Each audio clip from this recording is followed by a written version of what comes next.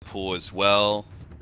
There's like Legion Commander and they could also just okay.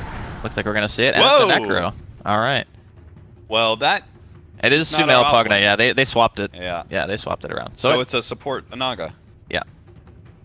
I was gonna ask you that question. How viable do you think support Naga Siren is? Because I don't know about you. I'm not feeling it. I think it's even worse than the core Naga because of the fact that the ultimate, like, you're just not going to get the same kind of levels as support. So yeah. that level 1 Song of Siren nerf hurts you even more. But I think that their lineup still has the longevity advantage. Like, if the game drags on, Zai will eventually get items, and then you have to worry about the lane pressure, and IG.V are pretty much... I would say this is a fairly all-in style of draft. You know, you have insane team fight. You have Ravage, you have Call Down, you have the Darkness utility from Dogfights and the Night Stalker.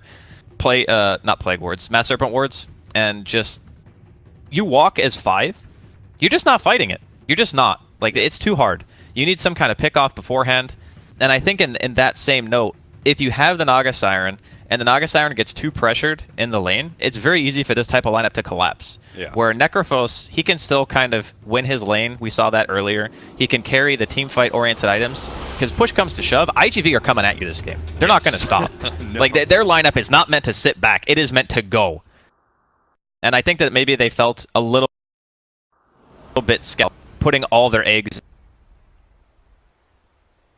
like a Siren Basket. Since the I was a big fan of the Gyrocopter pickup just because it did feel like EG's lineup was going to be pretty slow and pretty exposed to that very fast-paced carry that we saw so successfully run by CDEC, and that playstyle, you know, where you use that carry, you get your farm in, you rotate out of your lane super early, put pressure on the enemy team, and here with this switcheroo, EG now running a Necrophos safe lane. Maybe it'll be able to deal with a bit better. It'll certainly be able to deal with Tidehunter very well. Yeah, he doesn't care about that hero at all. Yeah. Necro doesn't care about anyone, man. He's so good. He walks... I was trying to think about it earlier when we were talking about this. I was like, one of the most successful offlane heroes that I've run against Necrophos. And I was like, see, you know, there's Nyx Assassin, he does the mana burn, but it doesn't matter. It doesn't matter if you mana burn him because he gets the right clicks in to be able to eventually get, you know, like he's going to get CS to get the regen. So he's going to counter whatever mana burn that you do. Even if you keep him away from Death Pulse somehow, you still have to constantly outlast hit him to prevent the regen. Yeah, it's really tough. I think probably the best like 1v1 option is Darkseer. Yeah. Just because you can push a lane so much harder than he can at the early stages that you can like pull the creeps and get your advantage that way. But yeah, in general, he's just super strong. They are going to be chasing him out of lane here, though. Definitely a good start. Nothing better than a Night Stalker shoving a carry. I know. Have you seen those plays where they on Dire side they wrap through the and catch as they go pick up past the bounty, yeah, back to lane. And you just beat him on, you know. Oh. These 4 positions, that's what they're all about. They're all about just threatening some core in the beginning of the game and forcing something bad out of you. Sometimes it's sitting in the mid lane and just zoning him out if you're like a melee mid.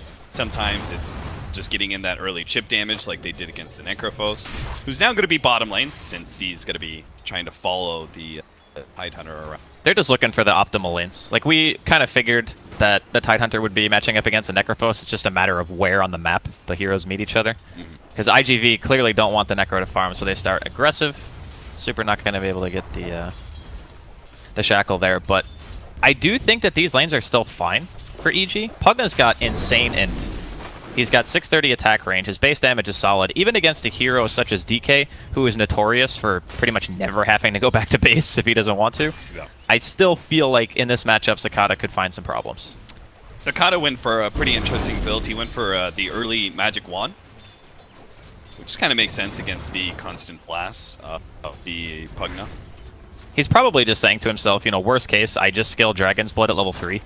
Yeah. And then I have like the 2 points, and later on when I get my bottle, I can just put the 2 points back to back into Breathe Fire. I've seen it before, it's just not as common. Yeah. Meanwhile, our Mirana is always going to try and position himself against the Gyrocopter Shadow Shaman. He's doing very well for himself thanks to Zai doing a little bit of pulling. He gets some CS, and I think that it's the first one. It's like the first level that's hardest for them, actually. Her base damage is just abysmal. Yeah. Like that's the biggest. Awful.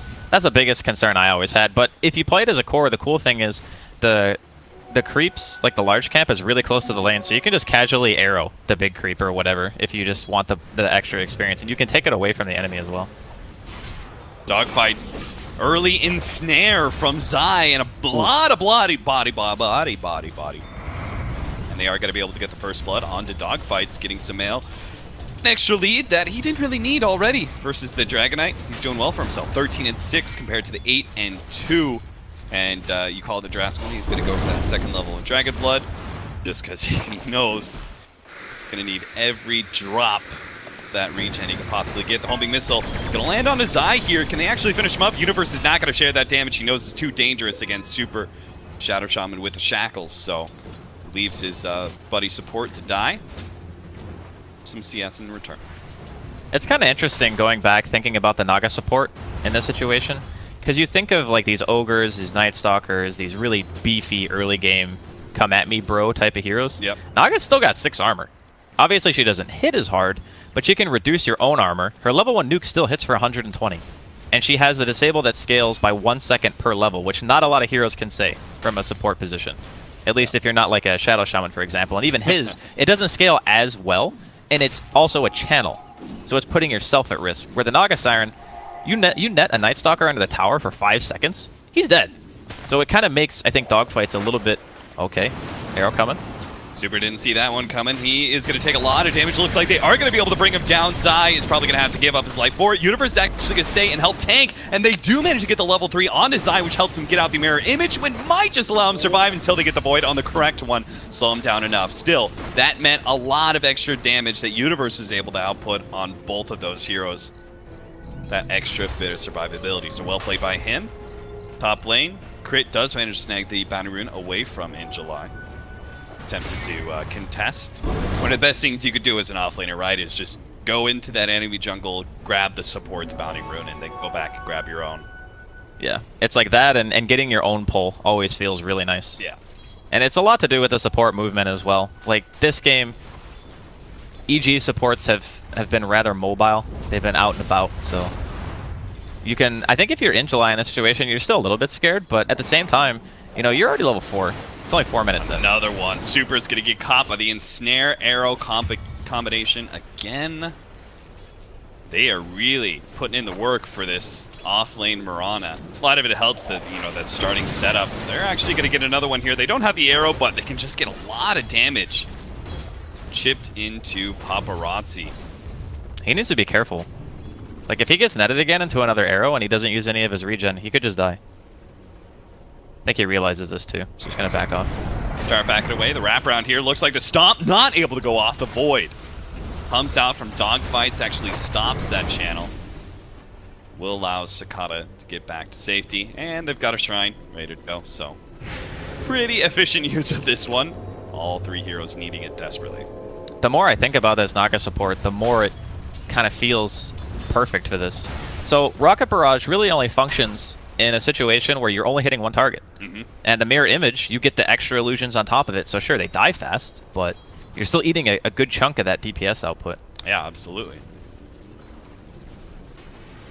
Zai could be in trouble again here.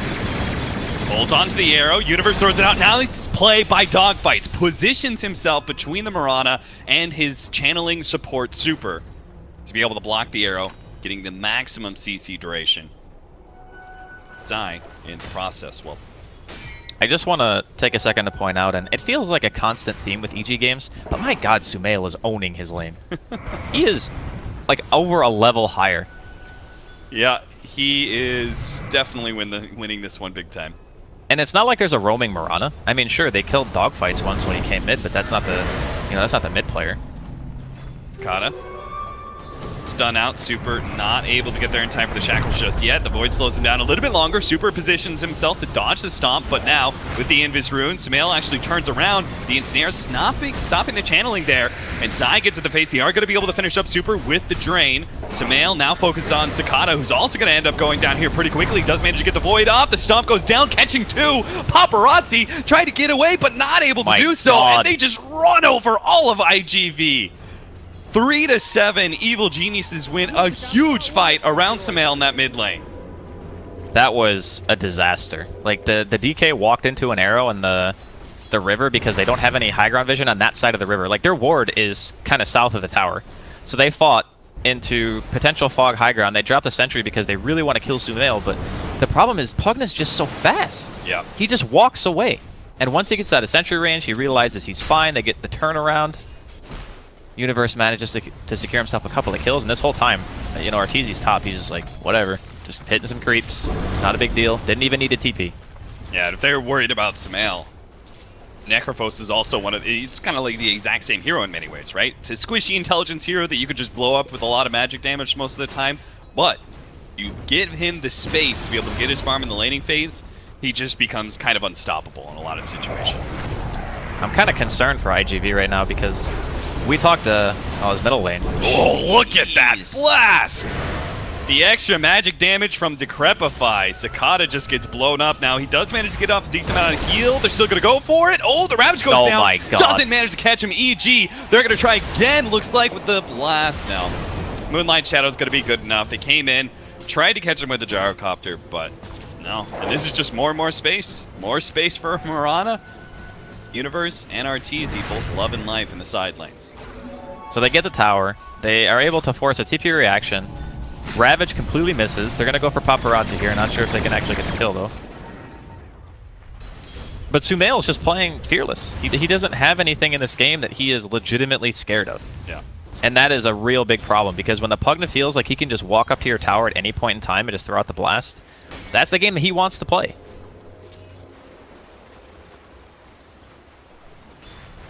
Arteezy is actually going to be trying to stat up a little bit here. Rod of Atos. That change in Rod of Atos, opening up the double bracers. Ooh, I know there are so many supports that see a lot of value in that and a lot of intelligence core as well. I mean, it doesn't matter who you are. You don't feel bad about buying 2 bracers. You know what I No, mean? you don't. That's true. It's just so stat efficient. The only If you had the extra slots for it, an agility hero would be like, I'm down for double bracers. Yeah, Sure. exactly. It's just a matter of, like, the inventory space is what becomes the precious commodity at that point. Yeah. Oh, nice play. Sumail sets it up. Managed to get the Trapfy into the arrow, and IG.V is falling apart here at the seams. They seem to have no ideas about how to be able to stop EG. I mean, look at Zai right now. He's just chilling out in the mid lane. Super far position. All of EG members, like every single one of them, are positioned super forward onto IG.V's side of the map because they just don't really feel much threat. I think a lot of it just goes back to the laning phase and seeing how well Sumail did, which is not really much of a surprise on its own. Sakata gonna go for the TP here. Should be okay. But the bottom lane, they killed the Shadow Shaman twice in a 2v3. Yeah. And sure, you know, Zai traded his life or whatever, but Universe was farming. He's got 37 CS. The mid DK's only got 39. He's got more CS than the Gyro. And the supports, because they had to be in the bottom lane, the Shadow Shaman is still level 4. It's 10.5 minutes in. That is very underleveled for a support. Granted, I don't think he's used the tome yet, or I don't know if he bought it, or maybe they gave it to dogfights, but I think, yeah, okay, he just bought it now. So he'll be around level 5, which means he's like a minute or 2 off what he wants to be. Later Serpent Wards means you have no tower pressure right now. So they need to buy a little bit more time for those ultimates, wait for the next time that the Tide has mana, because Angelai is a little bit low at the moment, and they have to try to do something. They can't let the game keep running this course. Now they've got the level 10 on Pugna, which gives them a huge boost in survivability, 225 extra HP. He also has the Veil of Discord. He's got a regen cap. My god, that is the perfect rune for this type of game. It certainly is. He didn't even care about taking tower shots. Regen to work around with. Good. Even getting some chip damage onto the tier 3s. Meanwhile, IG.V, they still have kind of this slower lineup because they have a Tidehunter. Tidehunter naturally is more of a farming offlaner than most others. He's still trying to get his mech. Well, their lineup isn't supposed to be slow. That's the problem. Yeah. Like, you don't pick safe lane gyro and a DK mid to not, you know, take objectives at the very least. You bring your gyro and your DK to one lane. You say, okay, fight us or the tower's dead. That's kind of what you want. In July, getting a bit low there from the blast and the life drain. But I'm unsure as to how much time they actually have. Well, not much. It's looking like maybe, what, 4 or 5 blasts? Yeah, probably. Snail. They're finally going to make the initiation onto him. They do have the Ravage, but they're not going to try for it. Crit covers Sumail's tracks there. But this is still, like, commitment coming out from IG.V that is resulting from 0 kills and really not letting up the pressure whatsoever. Man. They are going to be able to get the arrow onto Cicada. Sumail sits in the back, drains his life away. They do manage to catch Universe on the side here with a silence, but what a clap. And now the setup here. Crit throws out that Earth Splitter, let off the sleep. The Ravage goes off to be able to protect them. Maybe they can turn this around with the Gyrocopter ultimate dropping down. It just can't do enough. There is not enough damage on the table to kill any of the heroes of Evil Geniuses. EG just 4 versus 5ing basically, winning. I was gonna say, can we talk about how Arteezy's still not there? I mean, this could literally be almost any other pro player in the game and be winning. Arteezy really hasn't had to do anything, man. He's played Necrophos against one hero and just kind of done laning phase things. I mean, what is his saying for the boys? I think the boys are doing it for him this game. Yeah, they really are. That was not even a bad Ravage from July. That's like the most depressing part, I think, for IG.V is they had a really good counter Ravage, but the Shadow Shaman still wasn't 6. So there's no follow-up damage. Sure, the cooldown's there, got Zai really low, didn't quite finish him off, and then EG heal up, you know, they go for the Shrine, they come back, and they just want more. Oh my god, now it's an Arcane Rune for Sumail. He's got his Ether, too. Oh no. Alright, bye-bye tier 3. IG.V gotta cook up a plan fast.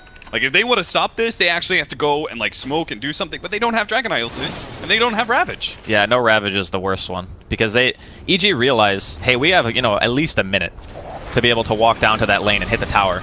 Could be longer if they actually get this kill on Paparazzi. Fortunately, he does manage to sidestep that arrow, but it may not be enough to save him. So Arteezy finally comes in, the team fight contribution, throwing down the Rod of Atos, still not enough, but... They do have Mass Serpent Wards now. Tower's gonna drop. Tier 3 down, and let's just keep going. Oh, they're gonna go for a wraparound. This is a nice idea. Yeah, the 2 supports. See if they can catch the back lines. Running Zai, but Cicada's already dead. This is the problem with the wraparound. If you are actually the ones getting initiated on, now you don't have your supporting crew. They're going in, but they don't have any cores. It's just Super sitting there on top of Arteezy, who's going to turn around and get the Reaper Scythe off. Actually doesn't manage to get the kill, though. And as a result, lacking a little bit in the regen factor. Rod of Atos and a clap. Damn. That is a dinosaur down and a disconnect to IG.V. You might as well just tap out. That's the way I'm looking at this. This is just rough. go ahead and say, whoops, rage quit, GG, guys. This is Go next. So there's one, well, maybe more than one, but there's one thing in particular that I kind of wanted to talk about, I guess, since we have the pause. Looks like there will be a reconnect. Most likely going to see the continuation of the siege in bottom lane. Not sure if IG.V can really do anything about this. They have no ults. Just none. The Master Serpent Wards are dropped behind. They're going to probably just have to watch these Sidorax die. But the idea of... This is a pure magical damage lineup. Yeah. They don't have a right click. And normally these heroes are playing around their high base armors. They're playing around their physical damage mitigation. EG just say, fine. You want to pick these tanky early game heroes? You're going to lose before you can even buy a BKB. Yeah. Arrow comes in. Paparazzi gets blown to bits from afar. EG don't even have to step past the rags to take that kill. That's a full lane by 15 minutes. This has been impressive, to say the least. Like, the way they handled the early game, the rotations coming in from Zai, he gets the kill on dogfights in middle lane, kills the Night Stalker, helps Sumail get ahead. They go bottom, they kill the Shadow Shaman 2 times. Sure, trades, but, you know, getting a kill in a 2v3 and you're trading even, you're happy with that. Every day of the week. And top lane is a Tide Hunter versus an Necrophos. No one wants to play that lane if you're Tide Hunter. It just seems like EG managed to get the advantage in every single way. And this is kind of the result, is you don't see 14k net worth leads in a 15-minute game unless there has been a serious problem. Yeah. I mean, even that fight mid, it was just a disaster. They lose one hero, the DK walks into an arrow, then he dies. like Universe ends up walking away with like what 3 or 4 kills I think during that engagement. Yeah. I mean, this kind of makes me think back to, what was it, TI4? We had that push meta going on, and everything was so fragile. Like, the first couple of team fights you took, you could not afford any mistakes, because if you did mess up, which I think IG.V... I'll let it go, don't worry. Sakata is going to be blown up by the Reaper's Scythe. He gets taken down. Now they go for the sleep combination. Look at IG.V. They are all grouped up for this one. Crit. And out the sleep hits 4. Ravage goes down, tries to stop some of the damage, just not going to be enough because Samael's sitting in the back. He'll take a couple of kills for himself, triple there, and that's it. IG.V, they'll call it finally. Not at 15 minutes when the first lane of Rax went down, but at 16 and a half, the second lane of Rax would have gone down. Unbelievable pace that Evil Geniuses just brought to this first game. That draft was nuts. I am really a huge fan.